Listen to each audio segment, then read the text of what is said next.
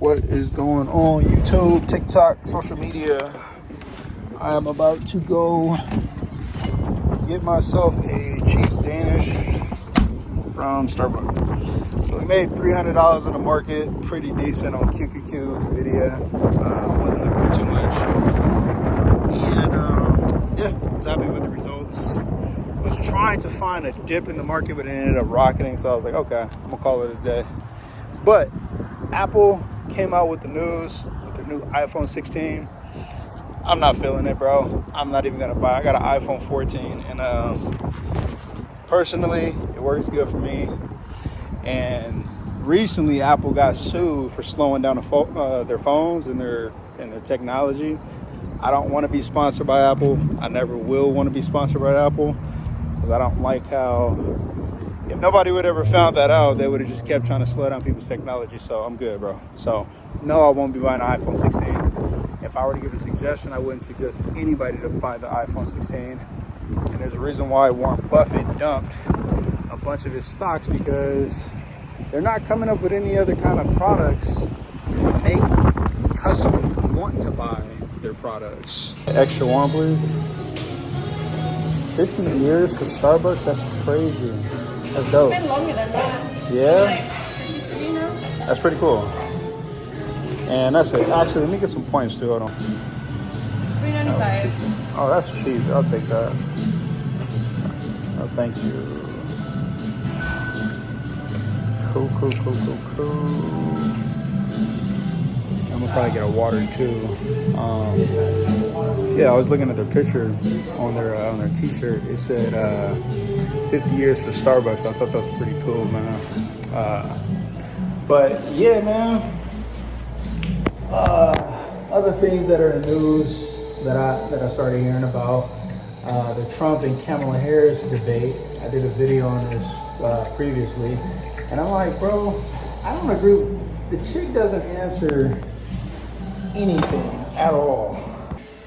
Like, I'm not a left, I'm not a right, I'm just with common sense. And common sense tells me is that she doesn't stand for anything, nor does she have, thank you, man, nor does she have any policies, nor it's like, bro, it's common sense. I would never vote for that.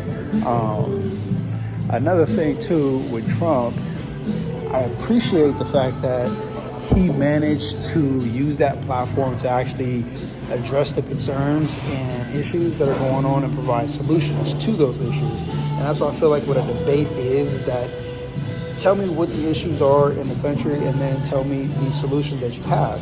Kamala Harris didn't do any of that, and I was like, I'm good, bro. You know, she just, in my opinion, she's treating this situation in the country in 2024 as a complete joke. She's laughing about everything like something's funny. People can't afford people can't afford living. People can't afford a home. You know, everything is over $400,000 for a single family home. And she's just on stage laughing the whole time. Alright. I'm kind of struggling holding all this stuff, but yeah. But yeah. Just to send, hold on, man, it's super windy. But yeah, for a president to be laughing at a country's misery, have no response for the border. As you guys know, if you heard the debate, she had no response for solving the issue with the border because they don't want to solve the issue. At least I guess that's my opinion on it. But yeah, she asked for a second debate, and she tried to make it seem like the citizens wanted another debate. And that may be right. Sure, citizens probably want to hear another debate.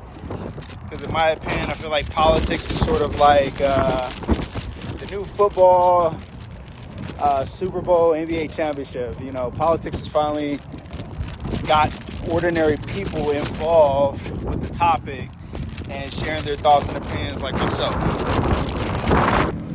But see, my opinion is that I believe that Trump did win that debate again, just kind of bringing up the issues that are going on in the country and then providing solutions. Very, very simple. Kamala Harris did not do that. So therefore, just using common sense, I'm like, if you're not going to discuss the issues that are going on in the world and giving me solutions to make me feel comfortable, like again, it's like, would you put $1 billion? Would you invest $1 billion into somebody who don't have a clear plan of how you're going to get that $1 billion back? That's pretty much how I seen that. It's like, no, I would not give Kamala Harris $1 million, or in this case, in America, you're giving this person trillions of dollars of management to be able to get that investment back over the course of 4 years, potentially 8.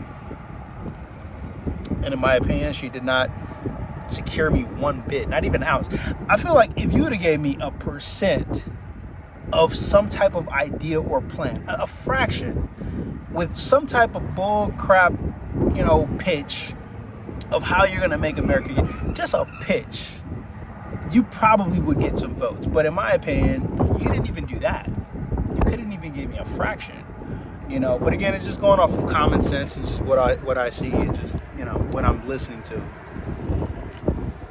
I feel like it's my job to kind of share my opinion on what I think about it. But again, it's not to like belittle or anything like that. It's just simply sharing common sense with common people. But yeah, so I'm glad that Trump didn't want to debate her again, because it's sort of like when you kind of make your point, there's no point to double back and try to make another point. It's like once you state your point, you know that you're right, you know that you have an edge on the point that was said. What is the point of going back to try to really double down on your point? It kind of becomes diluted. So I'm glad that he didn't take that. So now it's kind of like, and then you hear the new interviews, and then the microphone that she used, allegedly, used the microphone. She got the questions prior to the debate. It's like, come on, bro. So sort of like Trump was basically debating against 3 people on TV, plus however much people that were probably in her ear on the audio. So that was pretty crazy in itself. But yeah, overall, I'm glad that he definitely detached himself from that moment. And with Kamala Harris, it's like she's begging for another debate because she wants to try to dial in on that fraction of a point, to kind of get through to the common people that you probably didn't get the opportunity to.